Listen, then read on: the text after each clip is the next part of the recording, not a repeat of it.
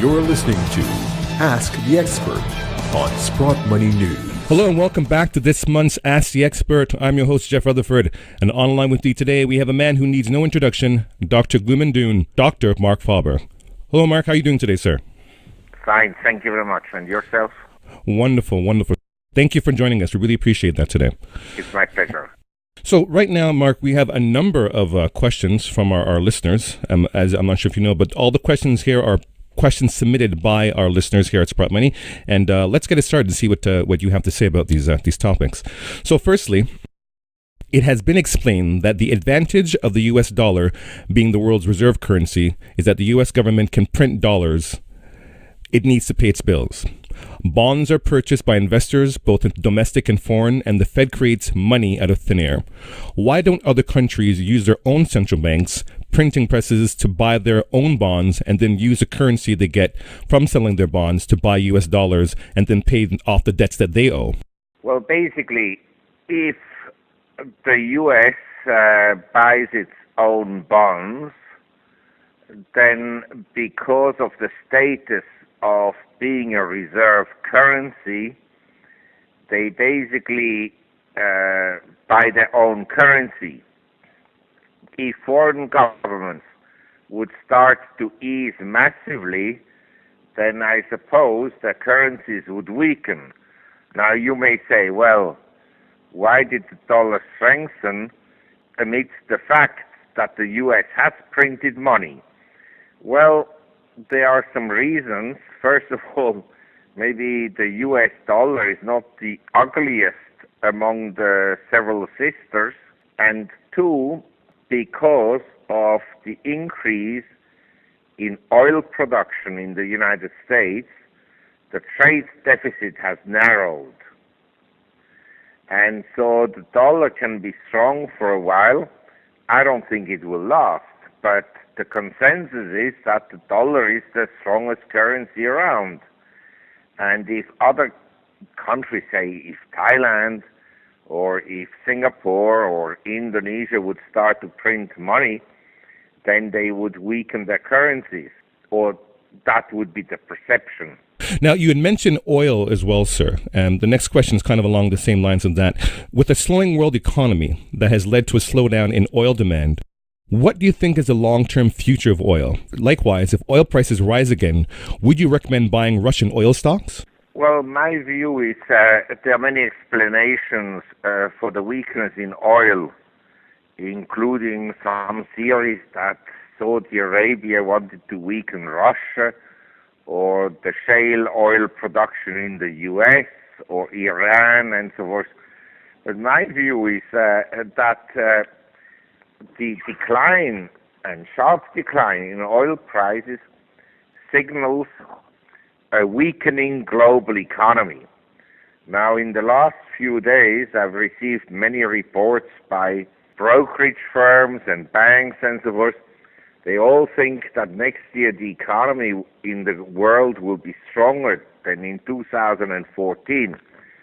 This would not be my view, given A, the low yields on government bonds. That would seem to suggest to me that there are still some growth issues in the global economy, and the sharp fall in industrial commodity prices would also suggest to me that the economy will be weaker than expected. And I live in Asia. I can say that we're not in a recession or in a deep recession, but there's very little growth at the present time. In fact, I would argue there's hardly any growth at all. And as far as Russian oil stocks are concerned, and I think the oil price can rebound here short term, but you might as well buy some oil drillers in the United States or oil servicing firm or oil companies. Why take a huge risk in Russian oil companies? Makes sense. Now, likewise, sir, kind of moving over to gold as well. It has been said that you were not in favor of the Swiss gold initiative in terms of the referendum. If that is the case, why? That is completely untrue. I said that I was in favor, but I would prefer to have the National Bank in Switzerland owning at least 50% of their reserves in gold, not just 20%. That's precisely what I said. I also argued that it will not be accepted by the public because the media was against it, all the political parties were against it, and so forth and so on. So I was in favor of it, but I didn't expect it to be accepted by the public. And the reason I'm in favor of it, I believe that central banks today have much too much power. Basically, central banks are run by bureaucrats, mostly academics. They are studied at nice universities and so forth. They crunch numbers. 99% of them never worked in the private sector. And to these people, you give the authority or the largest authority to run the world with monetary policies. That I will never understand. And I met many central bankers in my life. I would never give any dollar to them for management. Now, kind of sticking along the same line, sir, in terms of, I guess this is more of a geopolitical question from one of our listeners. The question is, do you still consider the regimes of supposedly democratic Western nations to be legitimate? If not, what do you think is necessary to restore legitimate government in the Western world? Well, this is a very interesting question because we have to ask ourselves, what is a legitimate government? Today, we have a government, basically in the Western world, that has more voters who receive something from the state than people that actually pay for it. And so I think that democracy is an untested system. We had maybe 7,000 years of history of civilization, and democracy is precisely, roughly, maximum 100 years old, maximum. Because in many countries, full democracy was only introduced less than 100 years ago. Before, only a few people could vote, and the country that basically invented democracy, Greece, only certain citizens could vote, not everybody. Right. And so I'm asking myself, historically seen, we have to see the outcome of democracy. I don't believe it will be a good outcome, but anyway, different people may say, okay, all governments are bad, but democracy is the best. I'm not sure about that, because I've seen in Asia, Japan in the 70s, 80s, and South Korea 70s, 80s, Taiwan 70s, 80s, Singapore until today, Hong Kong until today. These countries never really had democracy, but they prospered. Now you may say, well, there were some unusual conditions because of this and that and so forth. That may be true, but nevertheless, I've seen prosperity already in countries like, or in cities like Venice, Florence, Amalfi, Siena, develop, and they didn't have democracy.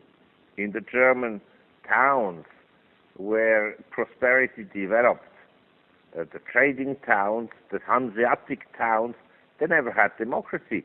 So I'm not sure that democracy is the best system. I'm not saying that it's not necessarily the best system, but it's not yet proven.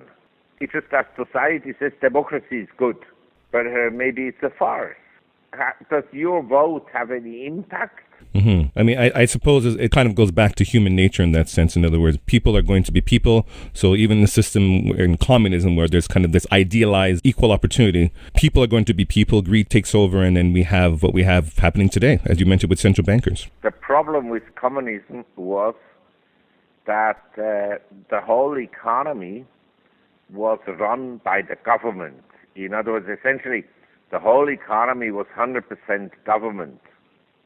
That was the problem. In Singapore, we had a leader for the last, essentially, 50 years, and he's done a great job. And in other countries also, we had great leaders. But the issue really is, how much government do you want? How much transfer payments do you want? In my view, a small government is the best. Maximum, say, 15 to 20% of GDP. But now in the Western world, we have, through all the transfer payments, governments that are close to 50% of GDP, and in some countries more than 50% of GDP. So you have socialism. You no longer have, and I'm not suggesting that the capitalistic system is the best, but probably of all bad systems, it is the best. Now let's take a look now, kind of going back to precious metals. And our next question is, will the U.S. put a windfall profits tax on gold and silver once these metals begin to break out? What should be done if this occurs? Well, I think this is again a very good question, because I'm sure this will happen, not just a profit tax. I think the U.S. government, when gold really starts to move, will take it away. They will pay something, say, like in 1933, they paid $25 per ounce of gold that people held, and after they had collected most of the gold, of course not the gold that was held by government officials, or to precisely say by corrupt government officials, because they're all corrupt, they revalued the gold to $35. So the investor lost out. And I think what will happen, the U.S. will eventually, under some kind of an excuse, whether it's terrorism or whatever it is, expropriate gold. They'll pay, say, at today's price, $1,220 an ounce, and then they'll go to the ECB. The ECB and the Federal Reserve are one and the same. The Bank of England also. They talk to each other every day. They're the chief manipulators of everything. And then they say to the ECB, well, because we do it, you also should do it. And the Draghi type of, I don't want to say what I think of him, but I say Draghi type of personalities, they say, yeah, we do it also. And then the Bank of England, of course, will do it also. Then they knock on the doors of the Swiss and say, you Swiss, you also have to do it. And the Swiss, they have no backbones anymore. The Swiss will say, okay, we also do it. And so the threat is really for an investor is, where do you store your gold? Because if you have it in a bank or in an ETF, it may be taken away. And whereas I think that the Sprott physical gold are the best ones, when the U.S. knocks on the door of Canada and says, you have to do the same, the Canadians will also say, yeah, okay. And so the best probably is to store gold in Dubai, in Hong Kong, Singapore, physically. Physical ownership makes more sense, clearly. Said that, gold shares are, of course, incredibly low compared to the physical price of gold. Well, here's another question, Mark. It's more along the terms of an investment for our listeners. So currently, is it better for amateur individual investors to have some exposure to equities and bonds, or should they stay away from those markets altogether? My view is very simple. I have no clue, although I'm an investment advisor, how the world will look like in 5 years' time. Now, maybe some forecaster knows, but I haven't met them yet, and I'd like to meet them yet. The fact is simply we don't know much about the future. We even know little about the present and the past. And my advice to anyone investing is diversification. You have to own some equities, you own some gold, you own some cash and bonds, and you own some real estate. That is what you should do, because we don't know. But in general, I believe that investors will be deeply, and I repeat, deeply disappointed by future returns. Some assets will go up and some assets will go down. Just consider, oil drilling stocks have declined by roughly 40-50% from the peak. Mm-hmm. The oil price is down 40% in 6 months. We have a lot of volatility. If you owned your assets in Japan, in equities, you did okay because the equity market has rallied, whereas the yen has collapsed. But if you owned it, say, in real estate, the real estate hasn't rallied as much as the yen went down. If you owned it in cash, you've been basically losing a lot of money. So we have nowadays a lot of volatility, and nobody knows. It depends all on the interventions. But I would say this: the whole world believes that because of money printing, stocks will automatically go up. That is far from certain. At one point, this correlation between money printing and stocks going up will break down the way the correlation between money printing and gold price broke down after 2011. So we don't know. This is my view. Now, your listeners may say, what kind of an idiot you have in your interview? He doesn't know. But this is the fact. I rather say that nobody knows for sure. A lot of money will be lost by people who are overexposed in a sector that will collapse in price, and some people will make money because they gambled on the right move in the exchange rates or in bonds or in stocks. But I don't know. So I'm diversified. One thing I know. Okay. End will not be pleasant. We have a systemic risk, and the system, such as it is today, is not going to survive for long.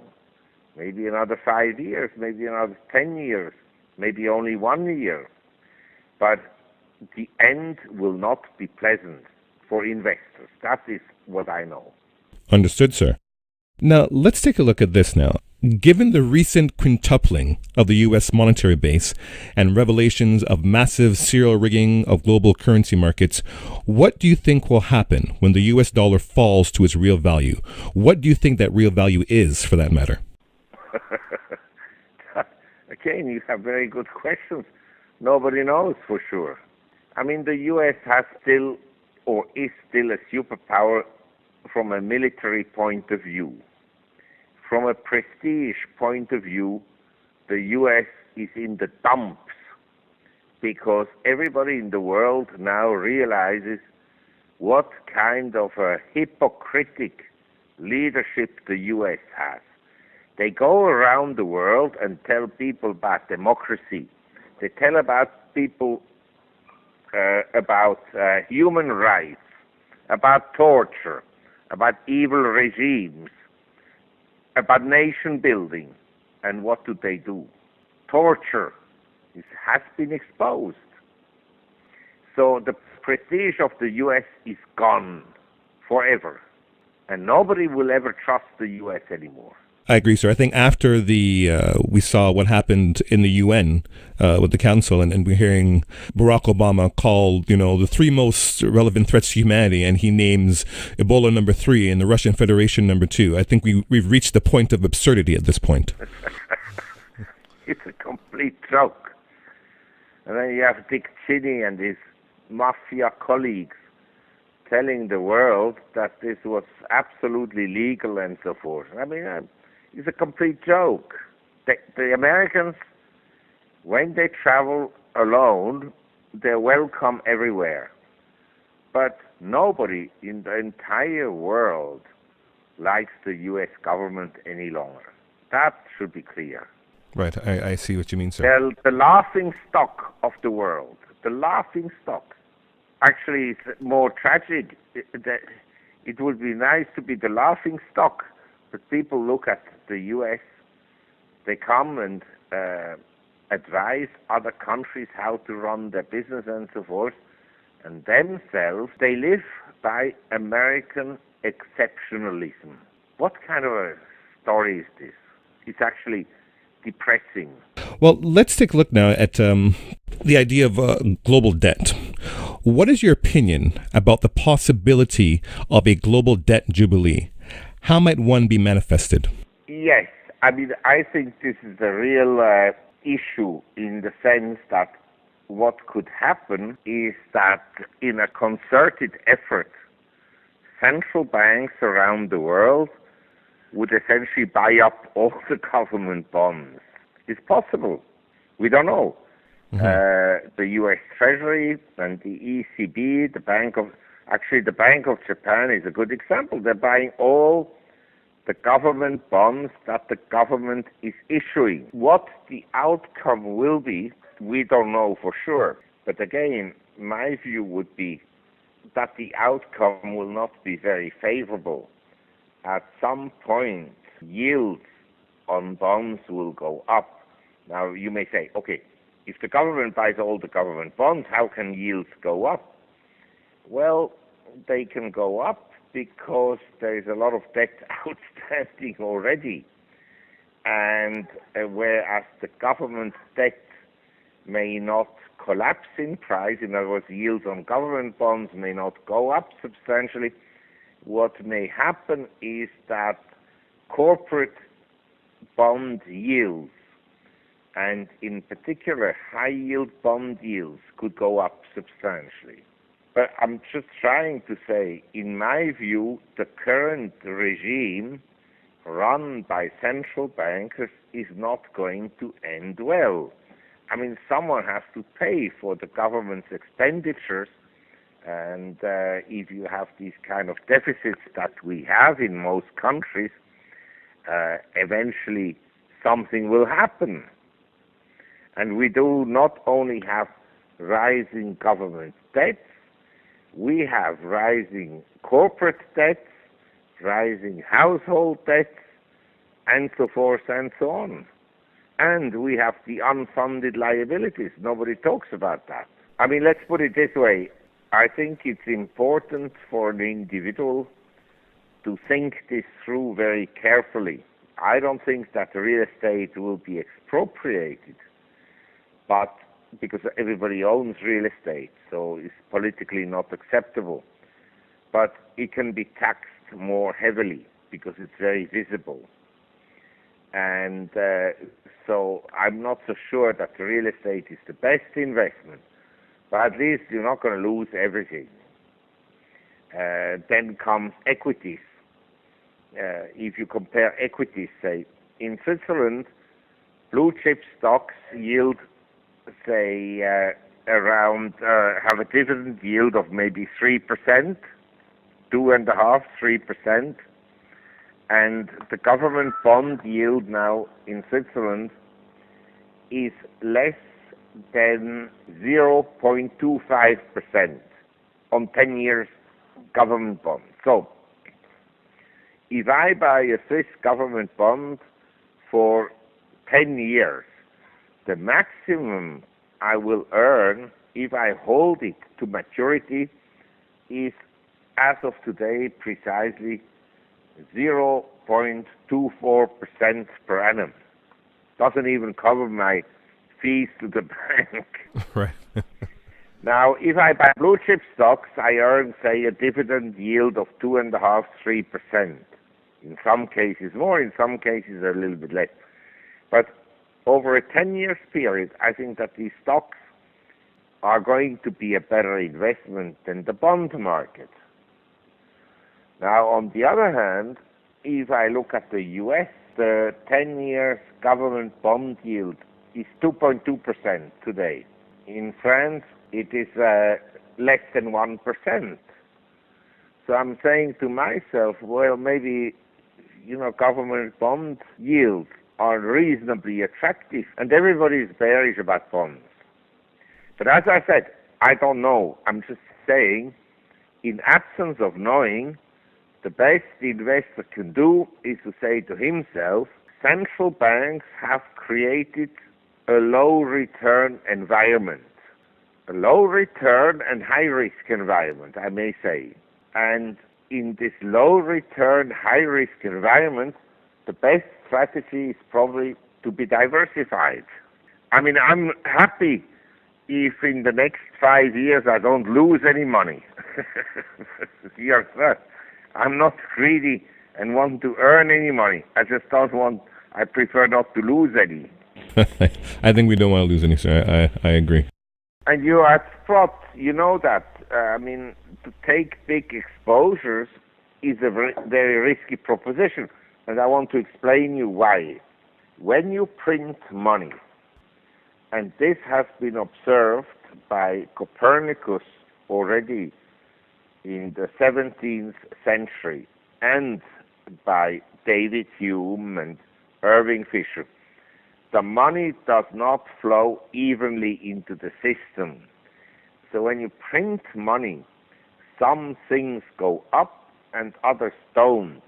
And some things go up and then there is a bubble and they collapse, like the Nasdaq in 2000 and the housing bubble in the US in 2007, and so forth and so on. So you just don't know exactly when the bubble bursts. And not all asset prices are touched. Possibly, to say, if you bought gold in 2011 at the peak, $1,921, September 2011, you lost a lot of money. But the logic would have said, there's money printing, the gold price will go up. Mm-hmm. And so the way gold went down by essentially 40% since then, and oil prices collapsed by 40% since then, the U.S. stock market could also collapse easily by 40%. Actually, I'd be surprised if it only collapses by 40%. But I don't know precisely from which level. That is the problem. Understood, sir. Now, let's take a look at a question about mining now. Recently, Rick Rule has said he's expecting a capitulation in equities within the precious metals mining sector. Whether or not this capitulation is actually reached, with miners down 80%, why are institutional investors or sovereigns like China not moving into this space more rapidly and acquiring these shares at these hugely undervalued levels? Well, first of all, what is overvalued and undervalued is a subjective judgment. And I tend to agree with Rick that gold shares, they're down 80% and they are cheap compared to the physical price of gold and compared to Facebook and Google's and all these Netflix type of stocks. That I agree entirely. But you have to understand, institutional investors, either they are ETFs, which are passive investors, they buy indices, the S&P 500 or the Toronto Stock Exchange Index or whatnot, or they are active managers. And the hedge funds are also active managers. Now, they don't care about what will happen in 5 years' time. They care what will happen within the next week. They want to be in stocks that move within a week, within a month, because they need to show performance. If they don't show performance, then their clients leave them. So everything has become very short-term oriented. And I would suggest to an investor to forget about the short term, but to think from a longer term perspective, where is their value? I happen to think and agree with Rick Rule that there is value in gold mining shares. And I think they could easily rebound from this level by 30 to 40%. The GDXJ, the Junior Gold Mining Stock Index, has in the first 6 months of the year did rebound 40%, but then it came back again to essentially its low. So we have volatility in these stocks, and personally, I hold, of course, much more in physical gold than in gold shares.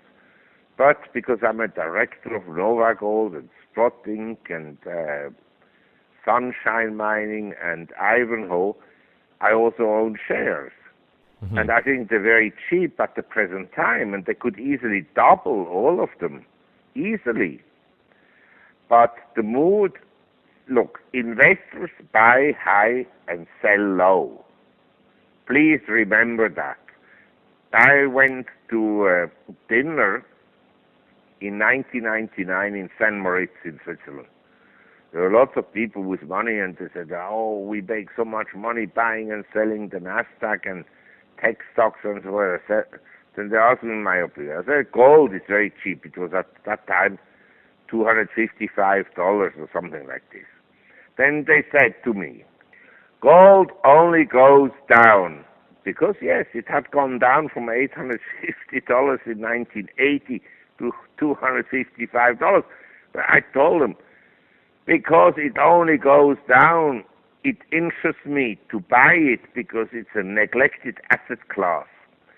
Now, I don't know, maybe gold goes still to $800 and maybe not.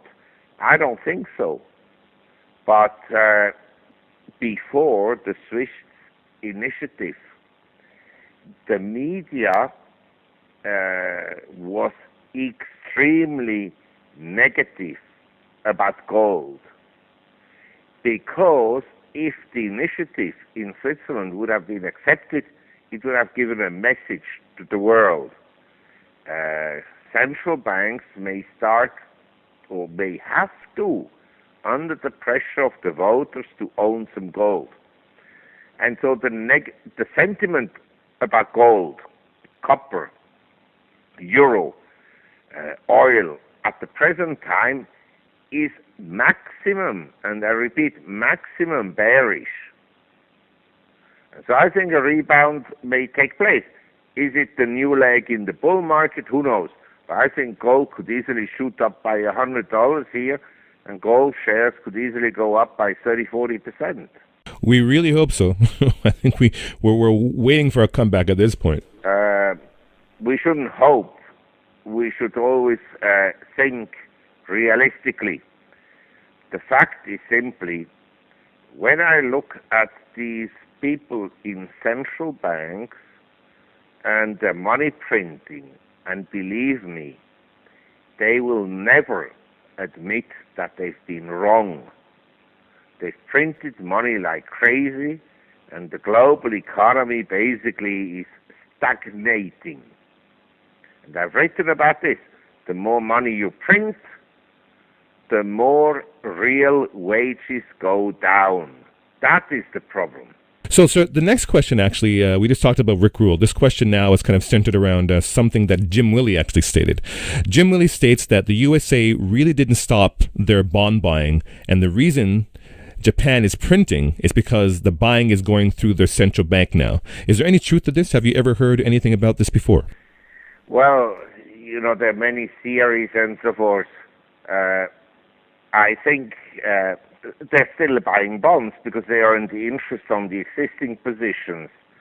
And what they can do is, let's say, the ECB buy bonds, or the Bank of England, or the Bank of Japan, and so forth. That's why I said the Fed and the ECB and the Bank of England, the Bank of Japan, basically they talk to each other every day. They are the mafia, the chief manipulators. And We don't know exactly what is being said. That's why it creates a lot of uncertainty in the market, and in my view, undue volatility. But one thing I'm sure, before the whole system collapses, the governments and the agents, which are the treasury departments and the central banks, will do everything to protect the system from collapsing. And in my view, this will involve much more QEs around the world.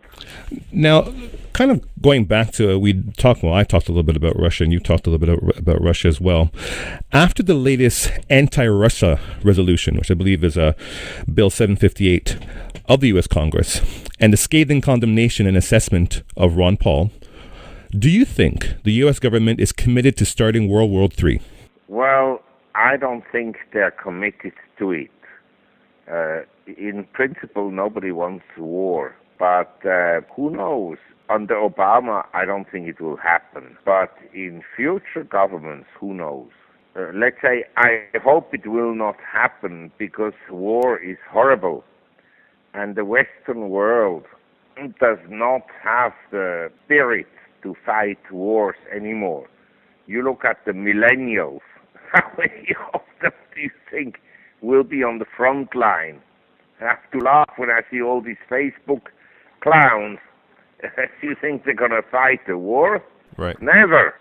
They'll send some soldiers, mercenaries, and the mercenaries are basically out to make money, not to fight really wars for the purpose of an ideal or a purpose. They're out there to make money. And so the outcome is going to be a disaster. If the U.S. couldn't do any better in Afghanistan and Iraq, what do you think would they achieve against China or Russia? Very true. It's going to be a disaster. But for defense stocks, it may be good. For gold, it may be good. I don't know. But I'm actually happy to be 68. So I'll pass away in, say, 10 years' time. Don't have to watch the disastrous economic and geopolitical decisions of the Western world.